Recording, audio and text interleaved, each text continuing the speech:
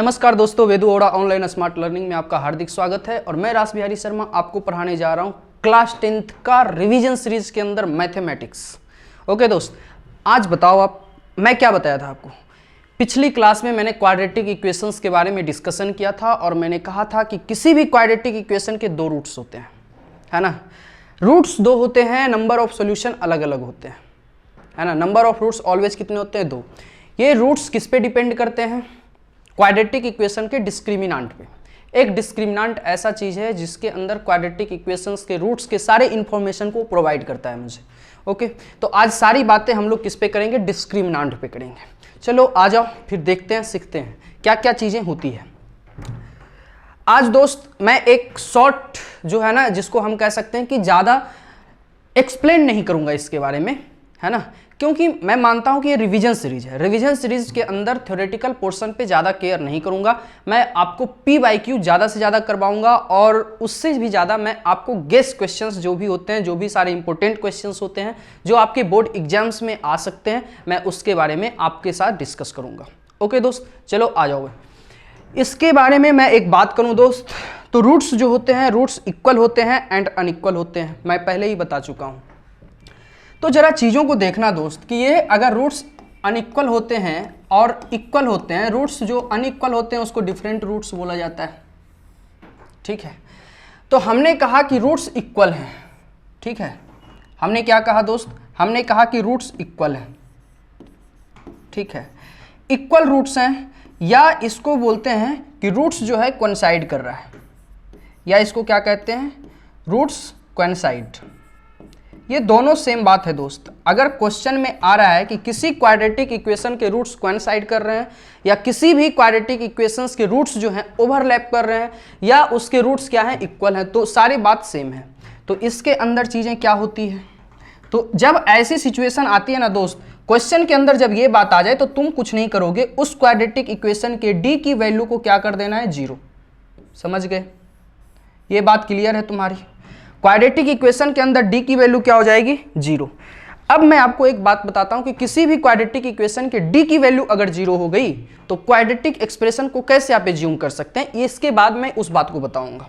ठीक है, अब मैं आपको एक बात बताऊं कि अगर रूट्स अनइक्वल हो जाए, अनइक्वल कहने का मतलब है कि दोनों डिफरेंट रूट्स हैं, या जिसको हम क्या कहते हैं? डिफरेंट। अनइक्वल बोला जाए या डिफरेंट बोला जाए। तो जब डिफरेंट रूट्स होंगे दोस्त, तो आपके पास क्या सिचुएशन बनती है? तब उस टाइम क्या होती है? डी की दो वैल्यू होती है। क्या होती है? जो सुनो, डी जो होती है वो सबसे पहले ग्रेटर 0 होती है। डी ग्रेटर 0 का मतलब समझते हैं, डी की वैल्यू पॉजिटिव होगी, या आपके पास एक सिचुएशन और डी की वैल्यू क्या हो सकती है? निगेटिव हो सकती है। समझ रहे हो दोस्त? डी की वैल्यू पॉजिटिव हो सकती है या डी की वैल्यू क्या होगी? निगेटिव होगी। ये दोनों सिचुएशन को आपको लिखना है। समझ रहे हो? जब आपके पास क्वेश्चन में कहा जाए कि रूट्स जो है आपके पास अनइक्वल है या रूट्स आपके पास डिफरेंट है, तो डी की वैल्यू क्या होगी? ग्रेटर 0, या डी की वैल्यू क्या होगी? Less than 0। अब मैं बातों को एक बार समराइज करके देखता हूं। ठीक है, देखो भाई, डी के बारे में सिचुएशन क्या होती है जो सुनो। अगर हम किसी भी क्वाड्रेटिक इक्वेशन के डिस्क्रिमिनांट की बात करते हैं, डिस्क्रिमिनांट, तो तुम जरा चीजों को देखना। डिस्क्रिमिनांट आई मीन डी। ये डी क्या होती है? जरा सोचो इन चीजों के बारे में। ये डी क्या होती है? अरे भाई, ये डी जो होती है 3 केस में हो सकती है। क्या हो सकती है? डी की वैल्यू या तो निगेटिव होगी, ये बात तुम एग्री करते हो, या डी की वैल्यू क्या हो सकती है? 0। समझ रहे हो? डी की वैल्यू 0 हो जाए, या तो डी की वैल्यू क्या हो जाए? पॉजिटिव।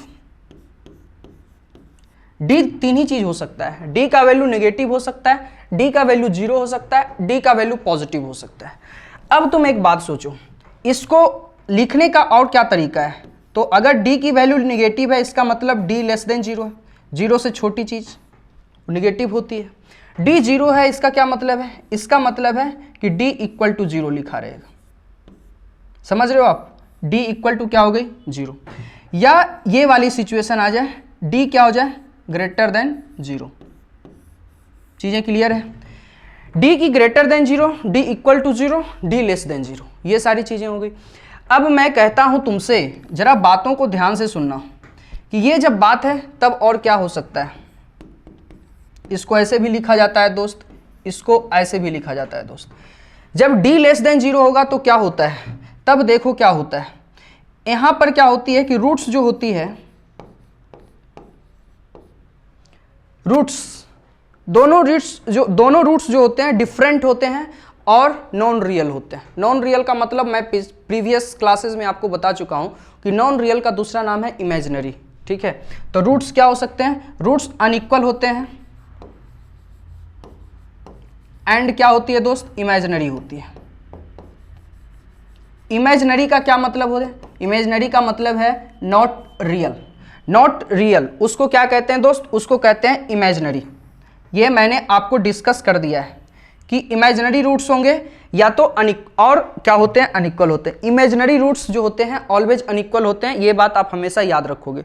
ठीक है, d इक्वल टू 0 है तब चीज़ें क्या होती है, d इक्वल टू 0 है तो रूट्स क्या होते हैं दोस्त, रूट्स जो होते हैं ये इक्वल भी होते हैं एंड क्या होती है, रियल होती है। समझ रहे हो, रूट्स ऑलवेज क्या होते हैं, इक्वल होते हैं एंड रियल होते हैं।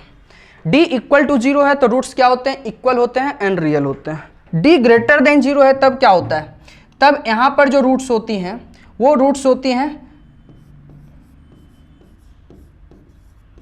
अनइक्वल होती है एंड क्या होती है, रियल होती है। रूट्स अनइक्वल होती हैं एंड क्या होती हैं, रियल। जब d पॉजिटिव है तो रूट्स अनइक्वल होगा एंड रियल होगा, यानी different roots and real roots. ये क्या होता है, रूट्स इक्वल होता है एंड रियल होता है। ये क्या होता है, रूट्स इमेजिनरी। इमेजिनरी रूट्स हमेशा क्या होते हैं, डिफरेंट होते हैं। रूट्स इमेजिनरी जब होते हैं तब हमेशा क्या होते हैं, डिफरेंट होते हैं। जरा आ जाओ नेक्स्ट वाली बात पे। चलो देखो, अब तुम्हें एक बात तो समझ में आ गई। क्या समझ में आ गई, रियल रूट्स कब कब होते हैं, रियल रूट्स कब कब होते हैं। तो रियल रूट्स देखो, इसमें तो रूट्स रियल नहीं होगा। रूट्स रियल होते हैं जब रूट्स इक्वल होता है या रूट्स डिफरेंट होता है। आई मीन डी की वैल्यू ग्रेटर 0 होती है या डी की वैल्यू क्या होती है, लेस 0। तो इस बात पे आ जाओ, रूट्स आर रियल। रूट्स क्या होते हैं, रियल। रूट्स रियल कब होते हैं, कब होते हैं भाई, ये तब होते हैं दोस्त जब d की वैल्यू क्या हो जाए, ग्रेटर 0। d ग्रेटर 0 होगा तब भी रूट्स रियल होगा, या d की वैल्यू क्या हो जाए, इक्वल टू 0 हो जाए। तो d की वैल्यू ग्रेटर 0 हो जाए या d की वैल्यू क्या हो जाए, इक्वल टू 0 हो जाए, तब क्या कहते हैं कि रूट्स जो है सर वो रियल होता है। या आई मीन अगर एक लाइन में लिखा जाए तब इस दोनों को एक साथ मिलाते हैं। इस दोनों को एक साथ कैसे मिला के लिखा जाता है, तब देखो कैसे मिला के लिखा जाता है। इसको डायरेक्ट बोलते हैं d ग्रेटर देन और equal to 0। d greater than और इक्वल टू 0 तब क्या होती है, तब इसको कहते हैं कि सर रूट्स रियल है, रूट्स आर रियल। किसी भी क्वाड्रेटिक इक्वेशन के रूट्स रियल होते हैं तब क्या होते हैं, d की वैल्यू ऑलवेज ग्रेटर देन और इक्वल टू 0। अगर ऐसा लिखा हुआ है दोस्त, इसको क्या कहते हैं, इसको पढ़ते हैं इंप्लाइज बोथ वे। अगर d ग्रेटर देन और इक्वल टू 0 है तो रूट्स रियल होगा, अगर रूट्स रियल है तो d ग्रेटर देन और इक्वल टू 0 होगा। इसको क्वेश्चन में आपको अप्लाई करना है। समझ गए बातों को, क्लियर है, समझ गए ना। चलो ठीक है, ये बातें आप समझ गए। डिफरेंट रूट्स होता है तब आप क्या होती है, ये वाली बात भी आप समझ गए। रूट्स डिफरेंट है तब क्या होती है, तो d ग्रेटर 0 होती है और d लेस देन 0 होती है। समझ गए, आपको वहां पर भी चीजें मिलाकर लिखनी है। आई मीन कहने का क्या मतलब है, जरा देख लो। रूट्स आर डिफरेंट, रूट्स जो है अनइक्वल है या रूट्स क्या है, डिफरेंट है। रूट्स जब डिफरेंट होता है तब उसको कैसे लिखते हैं, जो सुनो, तो उसको लिखा जाता है d ग्रेटर 0 और d लेस देन 0। आप दोनों वैल्यू आप फाइंड आउट करोगे। ठीक है दोस्त, एकदम दोनों वैल्यू आपको फाइंड आउट करनी है। इंप्लाइज बोथ वे का साइन बोला जाता है कि अगर उसने कह दिया कि रूट्स डिफरेंट है तब आप क्या करोगे, d ग्रेटर 0 निकालोगे और d less than 0 find out करोगे, और दोनों के आंसर को आप क्या करोगे, जिसको कहते हैं ना कंबाइन करके आंसर लिखना, आंसर को कंबाइन करके लिखना है। ठीक है, नेक्स्ट पे आ जाओ।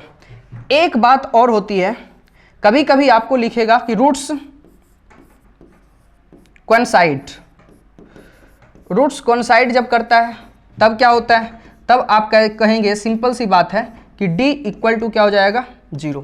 ये आपको सिर्फ सवाल थोड़ा सा आपको कंफ्यूज करने के लिए लिखेगा कि रूट्स कोइंसाइड कर रहा है। रूट्स कोइंसाइड कर रहा है इसका मतलब दोनों रूट्स सेम है। जब दोनों रूट्स सेम है तो d की वैल्यू क्या हो जाएगी, इक्वल टू 0 हो जाएगी। समझ गए बातों को। चलिए भाई, ये चीज अगर आप समझ गए तो नेक्स्ट पे आ जाओ। इतनी सी बात हमें अगर क्लियर हो गई है तब हम क्या कह सकते हैं कि हमारे पास सारी चीजें क्लियर है। I mean ax² plus bx plus c equal to 0 है। कोई भी क्वाड्रेटिक इक्वेशन लिखा हुआ है तब हम चीज़ों को आराम से कर सकते हैं। समझ गए बातों को। आई मीन क्या कह सकते हैं भाई कि हमारे पास अगर कोई fx लिखा हुआ है और एक क्वाड्रेटिक इक्वेशन लिखा हुआ है ax² plus bx plus c, ठीक है, ये क्वाड्रेटिक एक्सप्रेशन है दोस्त, a नॉट इक्वल टू 0। तो क्वाड्रेटिक एक्सप्रेशन की भी कुछ बातें आपको हमेशा याद रखनी है। इसके अंदर क्या होता है जैसे इसके दो रूट्स हैं, इसके दो रूट्स हैं, एक अल्फा है और एक क्या है, बीटा। अगर हमने रूट्स बोल दिया कि किसी भी क्वाड्रेटिक एक्सप्रेशन के रूट्स क्या हैं, अल्फा एंड बीटा हैं, तब जब रूट्स होता है तब उस रूट्स को अगर हम रखते हैं उस एक्सप्रेशन के अंदर तो उस एक्सप्रेशन की वैल्यू क्या हो जाती है, 0। अगर हम कहते हैं कि if alpha and beta are the roots of fx, अगर fx के रूट्स है, क्या रूट्स है भाई, अल्फा एंड बीटा। अगर किसी क्वाड्रेटिक एक्सप्रेशन के रूट्स क्या हैं, अल्फा एंड बीटा हैं, तब क्या कह सकते हैं, तब यहां से एक कंडीशन आता है, क्या आती है, देखो क्या आती है भाई, इसको कहते हैं कि अगर ऐसा लिखा हुआ है कि alpha and beta are the roots of fx, तब हम कहते हैं कि f अल्फा इक्वल टू क्या हो जाएगा, 0 एंड f बीटा, इसकी भी वैल्यू किसके इक्वल हो जाएगी, 0 के इक्वल। ये बात आप याद रखेंगे। अगर जैसे ही ये बात क्वेश्चन में लिखा हुआ है तब आपको ये काम करना है कि alpha and beta are the roots of fx। अगर हम कहते हैं कि अल्फा और बीटा इस fx के रूट्स हैं, तब x के जगह अगर आप अल्फा को पुट करोगे तब उसकी वैल्यू क्या हो जाएगी, इस एक्सप्रेशन की वैल्यू यानी a alpha square plus b alpha plus c equal to value निकालेंगे, क्या आ जाएगी, 0। बीटा की वैल्यू निकालो, a beta square plus b beta plus c, उसकी भी वैल्यू क्या हो जाएगी, 0 हो जाएगी। समझ गए। और मैं आपको एक बात बताता हूं कि अल्फा और बीटा के बारे में आप जानते हैं क्या हो सकती है। अगर अल्फा की value -b minus root D by 2a है तो बीटा की value -b plus root D by 2a होगी, है ना। दोनों रूट्स आपको पता है, सिंपल सी बात है। ये सारी चीजें हैं और बहुत सारे रिजल्ट निकलते हैं क्वाड्रेटिक एक्सप्रेशन के। कुछ रिजल्ट आपको पते होने चाहिए। I mean alpha plus beta की वैल्यू क्या हो सकती है, -b बाई a। ये क्लियर है, क्लियर है ना। -b बाई a क्यों, क्योंकि a की वैल्यू कभी 0 हो नहीं सकती। ये आप पॉलिनोमियल्स में पढ़ चुके हैं, ऐसा क्यों मैं कह रहा हूँ, ठीक है। थोड़ा सा मैं इन चीज़ों को आपको रिमाइंड करा रहा हूँ। अल्फा इंटू बीटा क्या हो जाएगी, c बाई a हो जाएगी, ठीक है। अगर किसी क्वाड्रेटिक एक्सप्रेशन के रूट्स इक्वल हैं, है ना, तब आप उसको कैसे लिखोगे, a into x minus alpha का होल स्क्वायर, ऐसा लिखा जाता है। समझ गए आप, इस बात को समझ रहे हो, क्लियर है कि अगर किसी क्वाड्रेटिक एक्सप्रेशन के रूट्स इक्वल हैं, अगर उस एक्सप्रेशन को लिखना है तब आप कैसे लिखेंगे, a into x minus alpha का होल स्क्वायर। जैसे a into x minus alpha into x minus beta मैंने बताया था लिखने के लिए कि अल्फा और बीटा अगर किसी क्वाड्रेटिक एक्सप्रेशन के रूट्स हैं तब आप उसको कैसे लिख सकते हैं, a into x minus alpha into x minus beta. अब सोचो ना कि अगर अल्फा एंड बीटा इक्वल है तो कैसे लिखेंगे, अल्फा को रिप्लेस कर देते हैं बीटा से या बीटा को रिप्लेस कर देते हैं अल्फा से, तो a into x minus alpha into x minus alpha, तो a into x minus alpha का होल स्क्वायर। a की वैल्यू कभी 0 हो नहीं सकती, a नॉन जीरो क्वांटिटी है, क्लियर है। चलो ये बातें आपकी क्लियर है। अब मैं आपको एक चीज और बताना चाहूंगा। इसमें तरह तरह की चीजें आती हैं, लेकिन एजम्पशन कभी कभी ना गलत हो जाती है। हम चीज़ों को एज्यूम कर लेते हैं कि ऐसा हो सकता है, लेकिन वो चीज़ें गलत हम एज्यूम कर लेते हैं। ऐसा हो सकता है जरूरी नहीं है। जैसे कभी कभी लोग क्या कहते हैं ना कि सर अगर हम किसी भी क्वाड्रेटिक एक्सप्रेशन की बात करते हैं तो इमेजिनरी रूट्स जो है किसी भी क्वाड्रेटिक एक्सप्रेशन का, इमेजिनरी रूट्स या उसका एक मैं बात बताता हूं, imaginary and irrational roots.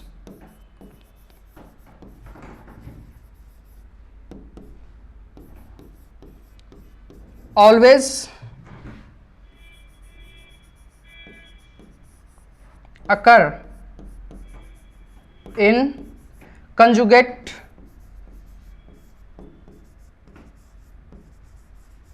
pairs।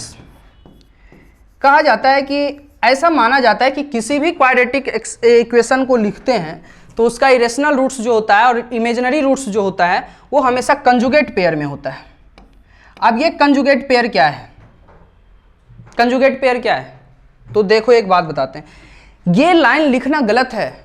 अगर किसी ने ये बात आपको बताई है कि अगर किसी क्वाड्रेटिक इक्वेशन का रूट्स जो है 5 + √3 है, तो तुम अपने मन से कहता है ना कि लिख दो कि उसका दूसरा रूट, अल्फा की वैल्यू अगर 5 + √3 है ना, तो बीटा की वैल्यू हो जाएगी 5 - √3। मैं कहता हूं कि बच्चे ये बात जो अगर किसी ने कहा है तो इसके साथ कोई और भी बात उसने कही होगी। अगर कोई ये बात आपसे कह रहा है तो ये आपको पूरी बात नहीं कर रहा है, ये गलत इंफॉर्मेशन आपको दे रहा है। अगर किसी ने कहा कि आपके पास अल्फा की वैल्यू जो है वो है 5 + i√3, इसको कहते हैं इमेजिनरी रूट्स, और बीटा की वैल्यू किसी ने कहा 5 - i√3, तो ये भी क्या है? कंजुगेट का मतलब सिर्फ साइन चेंज। कंजुगेट का मतलब क्या? Sign change. ये आप समझ लो, ये प्लस है तो यहां पर सिर्फ क्या हो जाएगा? माइनस। ये अगर प्लस है तो यहां पर सिर्फ क्या हो जाएगा? माइनस। समझ रहे हो? इससे क्या होती है चीजें? कंजुगेट का मतलब होता है, आपने पढ़ा होगा 9th क्लास में, कि जब दो इरेशनल क्वांटिटी को अगर आप मल्टीप्लाई करते हो, अगर कोई किसी का कंजुगेट है तो उन दोनों को अगर मल्टीप्लाई करते हैं तो हमेशा एक रेशनल क्वांटिटी आपको देता है।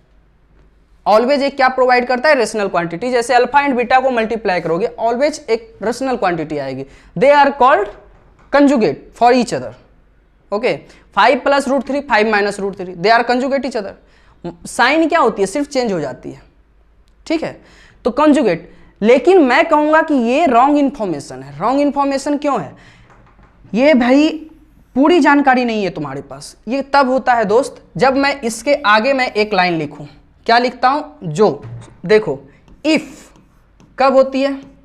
जब अगर मान लो कि ax² + bx + c = 0 लिखा हुआ है। a की वैल्यू क्या नहीं लिखी हुई है? 0 नहीं लिखी हुई है। तो यहां पर जो भी सारे a b c जो लिखे हुए हैं ये सारे के सारे किससे बिलोंग करने चाहिए? रेशनल नंबर से। सेट ऑफ रेशनल नंबर, इसके बारे में आपने पढ़ा होगा 9th क्लास में, कि अगर ये जो है a जो है, ये जो b है और ये जो c है, अगर ये तीनों जो है सेट ऑफ रेशनल नंबर से बिलोंग करते हैं, तब आप कह सकते हैं कि इसके इरेशनल रूट्स जो होंगे या इसके इमेजिनरी रूट्स जो होंगे ऑलवेज कंजुगेट पेयर में अकर करेंगे। समझ रहे हो?